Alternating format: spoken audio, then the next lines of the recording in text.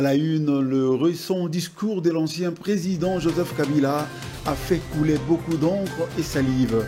Augustin Kabouya, président à l'intérim et secrétaire général de l'UDPS Tshisekedi, a farouchement rétorqué. Daniel Bumba et Guy Saro ont sillonné la capitale le dimanche dans la soirée pour s'imprégner de l'évolution des travaux de réhabilitation.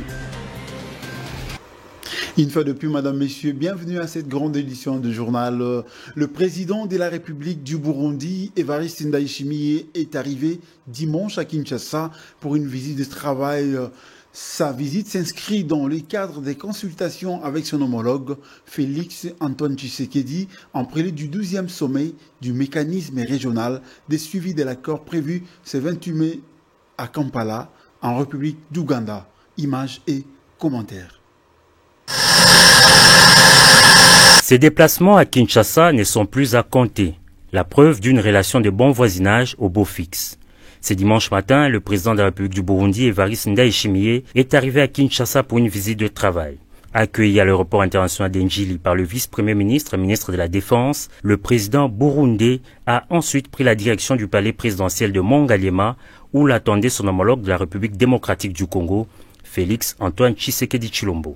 Accolade, chaude poignée de main, les deux chefs d'État se sont retirés pour une rencontre en tête-à-tête de plusieurs heures. Ces voyages du président de la République du Burundi et président en exercice du mécanisme régional de suivi de l'accord pour la paix, la sécurité et la coopération pour la RDC et la région s'inscrit dans le cadre de consultations avec son homologue Félix Tshisekedi en prélude au 12e sommet du mécanisme régional de suivi de l'accord prévu ce 28 mai 2025 à Kampala en République d'Ouganda, sommet durant lequel Évariste Ndayishimiye passera le règne de la présidence du dit mécanisme, indique un communiqué de la présidence du Burundi. 12 ans après sa mise en place, le mécanisme national de suivi de l'accord cadre a fait l'objet d'une évaluation par les deux chefs d'État avant une autre évaluation collective des chefs d'État au sommet de Kampala. Signé en 2013, cet accord visait à promouvoir la paix, la sécurité et la coopération en RDC et dans la région des Grands Lacs en mettant l'accent sur la résolution des conflits armés et la protection des droits humains. Au sortir de cette entrevue, aucune déclaration officielle n'a été faite.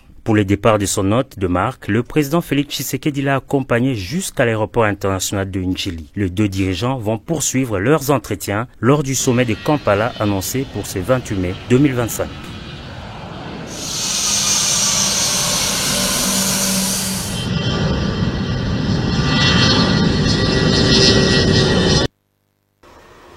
La première ministre Judith Suminwa séjourne depuis samedi dernier au Kasaï central dans la ville de Kananga pour une visite d'inspection des travaux du programme d'action du gouvernement.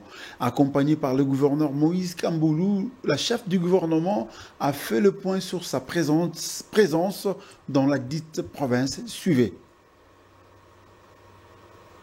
Écoutez, en tant que Premier ministre, c'est bien de gérer, de coordonner l'action gouvernementale au niveau de Kinshasa.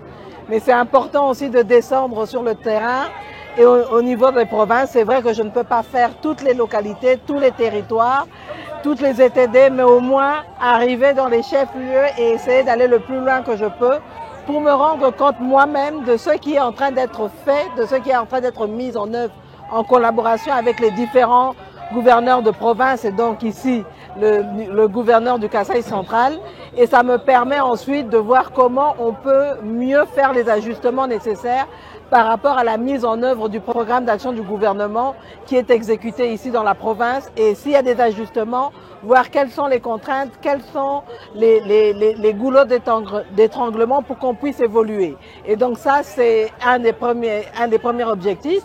Mais l'autre objectif aussi, c'est de pouvoir démontrer en arrivant dans les différentes provinces, et donc ici au Kasaï central, que la République démocratique du Congo est une seule, indivisible, et donc c'est de passer ce message de paix, de cohésion nationale, parce que je pense que dans les moments actuels où le pays est agressé par le Rwanda et ses supplétifs du M23 FCC, il est important de montrer à la population que nous devons être tous unis derrière le chef de l'État, son Excellence Félix Antoine Tshisekedi, parce que nous ne voulons qu'une chose, le respect de l'intégrité territoriale du pays, le respect de notre souveraineté. Le secrétaire général du parti politique UDPS Tshisekedi, Augustin Kabouya, a rétorqué farouchement aux critiques de Joseph Kabila sur la gestion actuelle du pays.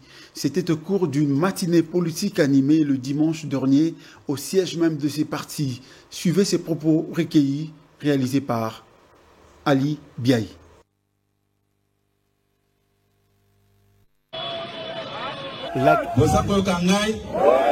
Mais place moko nalingi ko préciser ezaboye. Kabila atika ba Congolais basala makambo na bango parce que ye aza Congolais te. Mutu nyonso ayebi yango nalobi boye.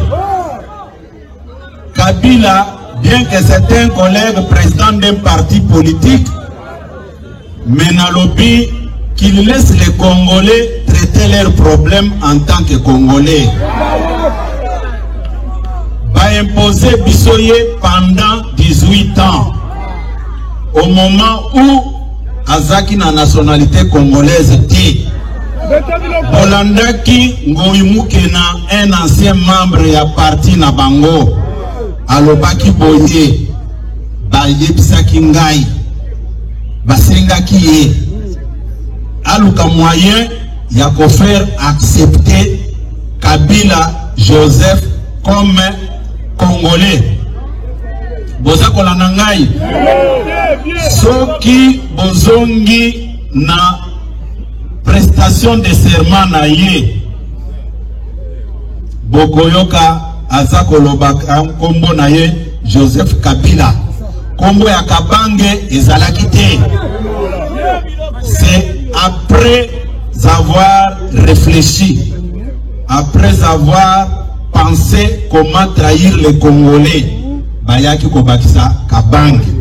D'où par conséquent, à partir de ce soir, Naza a lancé un appel à M.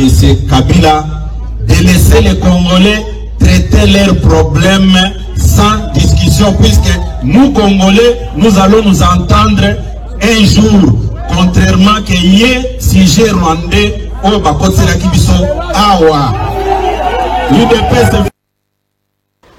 Toujours dans le même sujet du discours de l'ancien président Joseph Kabila qui ne cesse de faire couler beaucoup d'encre et salive dans le paysage politique congolais. En réaction, les juristes et chercheurs en droit, Voldi Moulomba, estiment que Kabila n'est pas un modèle de la bonne gouvernance. On l'écoute, il est au téléphone par Ali Biaï. J'ai suivi avec une attention particulière les discours condescendants de M. Joseph Kabila. Et je pense que soit Joseph Kabila ne comprend pas ce qu'il lit, soit Joseph Kabila est inconscient de sa gestion calamiteuse au sommet de l'État. Dans son discours, Joseph Kabila a évoqué plusieurs questions et je vais épingler 2 ou 3 points qu'il a évoqués dans son discours. 1. La violation de la Constitution. Aujourd'hui, Joseph Kabila parle de respect de la Constitution. Pourtant, en 2016, Joseph Kabila avait refusé de quitter le pouvoir à la fin de son mandat, provoquant ainsi une crise politique majeure qui avait abouti à l'accord de Sylvestre. Sur base de quoi Joseph Kabila avait refusé d'organiser les élections générales dans le délai constitutionnel. Joseph Kabila avait violé la Constitution. Joseph Kabila avait bafoué le pacte social, le pacte républicain, qui est la Constitution. Pourtant, paradoxalement, aujourd'hui, Joseph Kabila parle de respect de la Constitution. 2.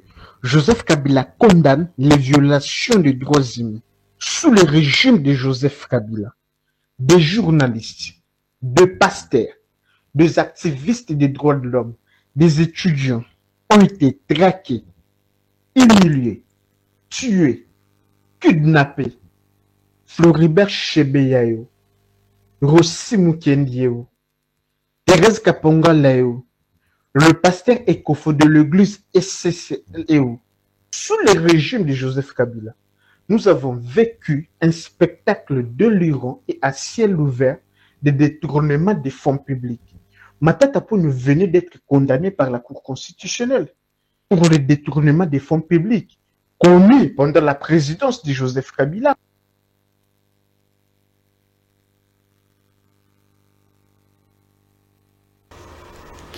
Le gouverneur Daniel Bumba, les ministres Alexis Gisaro et Doudou Fomba, chargés respectivement des infrastructures, travaux publics et des finances, ont inspecté les chantiers des avenues Tourisme Sebo à Kimwenza, de l'université Bypass, puis le boulevard Lumumba, au niveau des Sautes-Moutons des Débonhommes et de Kimbuta Angeli, pour s'imprégner de l'évolution des travaux, des réhabilitations et d'assainissement en cours sur ces artères. Le point avec Ali Biaï.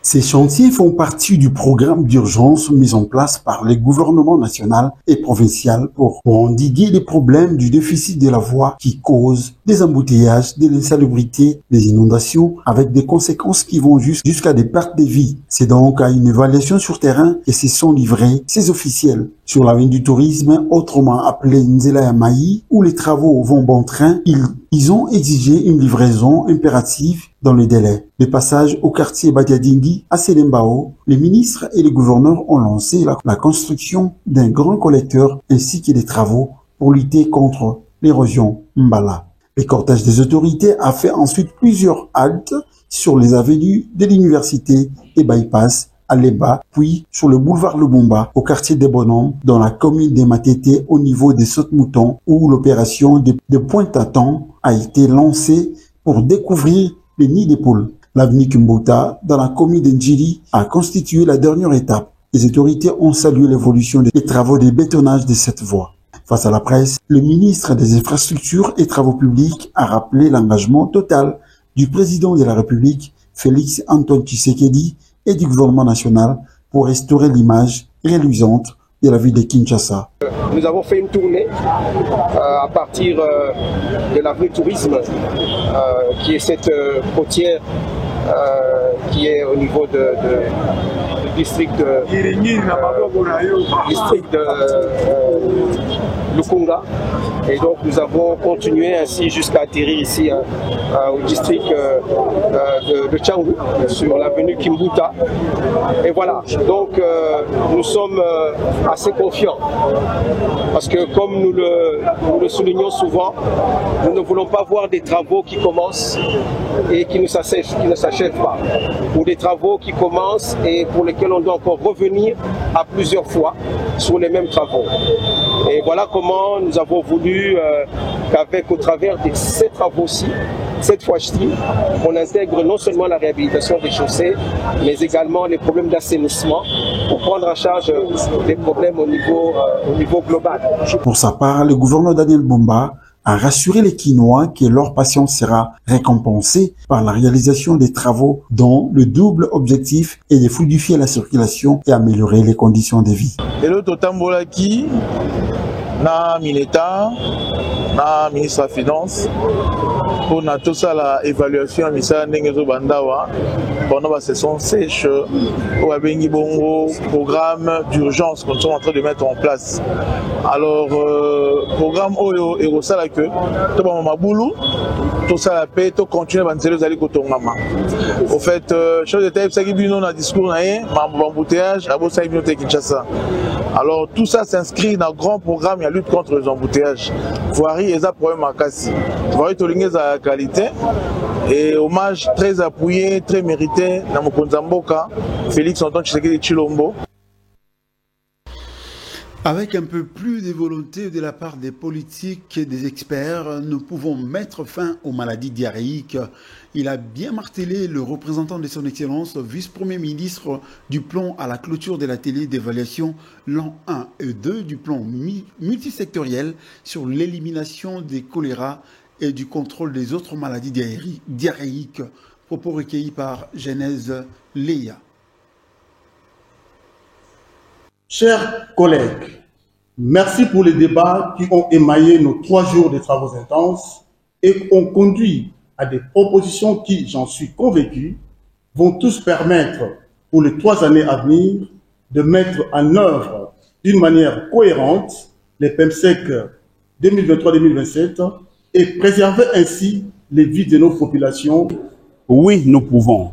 C'est-à-dire avec un peu plus de volonté de la part aussi bien des acteurs techniques que des autorités politiques, nous pouvons, oui, au niveau de la RDC, mettre fin à éliminer, comme le terme technique veut le dire, à éliminer la maladie diarrhéique d'une manière générale et le choléra en particulier. Nous pouvons le faire en République démocratique.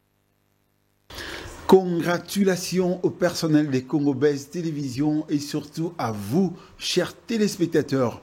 Nondi Premier, l'un des animateurs à la production de votre chaîne, des références et présentateur de l'émission Zone Rouge, a reçu le prix de meilleure émission culturelle de la toile de 2024.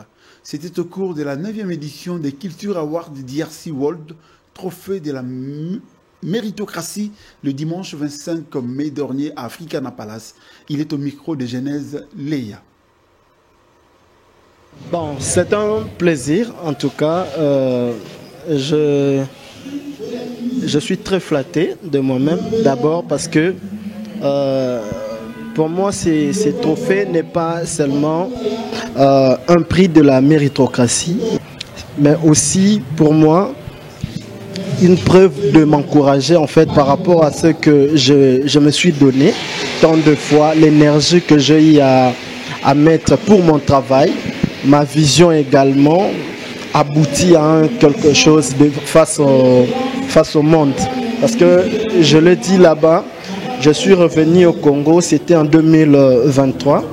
Directement, j'ai été nominé comme prix de l'espoir de la chronique musicale. Aujourd'hui, je suis la meilleure émission 2024 en tout cas. Un grand merci à tous les fanatiques, tous les téléspectateurs, les internautes qui nous suivent de partout et à la télé en même temps sur Internet. Voilà. Effectivement, on ne doit pas baisser les bras. Et on a des visions, hein, on a des visions.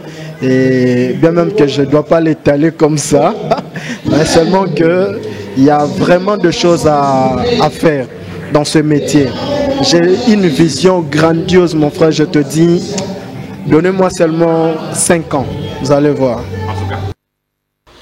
La jeunesse, c'est une catégorie de la population à laquelle on trouve des gens dynamiques. Propos de Rodrigue Nyangui, DGA des fonds de promotion de l'entrepreneuriat et de l'emploi des jeunes. C'était à l'occasion de la cérémonie des remises de brevets de la formation professionnelle. Spécialisée dans la formation des hôtesses et hôtes d'accueil, l'agence HOP a décerné plus de 20 brevets aux récipiendaires. Parmi les invités, Rodrigue Nyangui, DGA du fonds de promotion de l'entrepreneuriat et de l'emploi des jeunes. Spécialisée dans la formation des hôtesses et hôtes d'accueil, l'agence HOP a décerné plus de 20 brevets aux récipiendaires. Parmi les invités, Rodrigue Nyangui, DGA du fonds de promotion de l'entrepreneuriat et de l'emploi des jeunes. Vous savez que la jeunesse est une catégorie de la population dans laquelle on trouve beaucoup de talents, dans laquelle on trouve des gens dynamiques et assez entrepreneurs.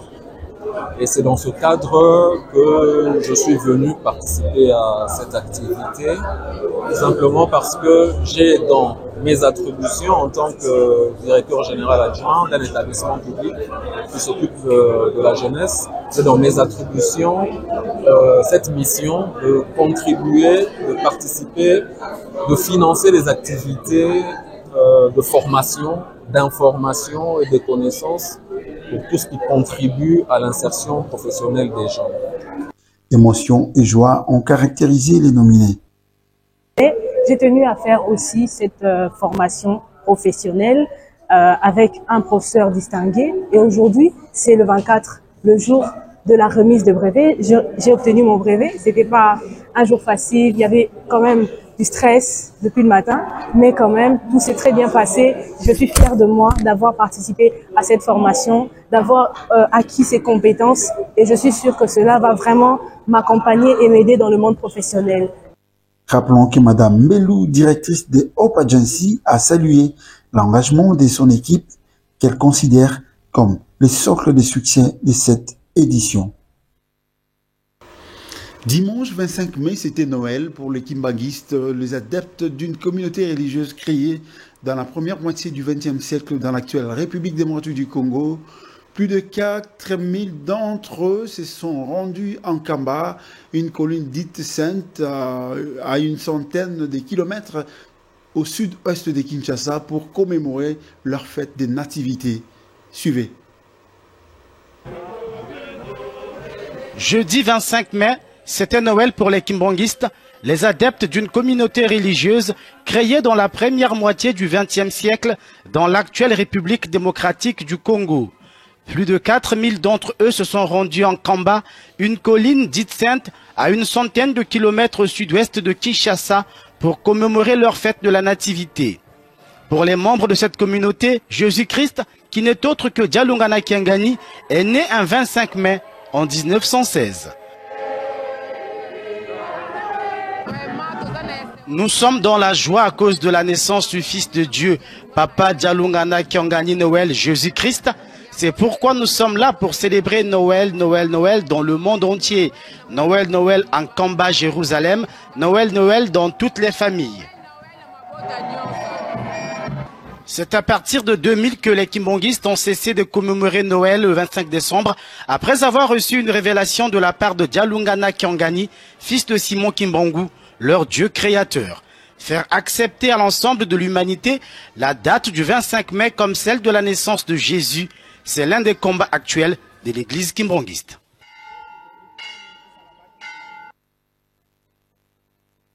Un moment de complicité entre Emmanuel et Brigitte Macron. Poutine est devenu complètement, selon Donald Trump, salve record des drones sur l'Ukraine. Enfin, football, les groupes de la phase finale de la Coupe du Monde FIFA Qatar 2025 de moins de 17 ans sont désormais connus. Suivez la page internationale dans ces condensés de Genèse Leia.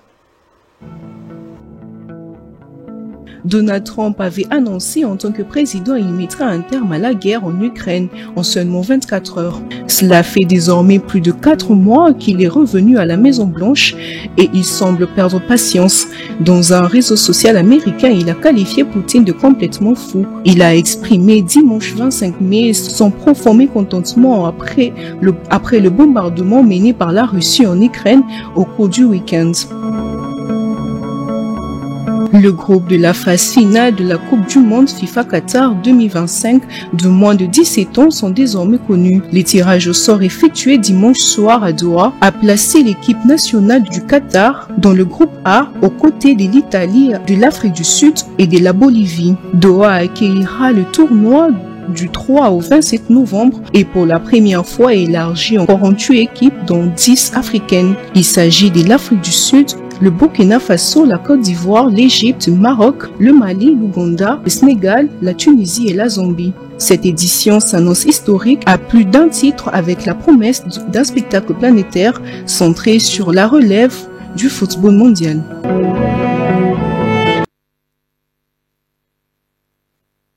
Arrivé à la fin de cette édition. Si vous avez aimé, dites merci à l'équipe rédactionnelle. Que Dieu vous bénisse. Au revoir.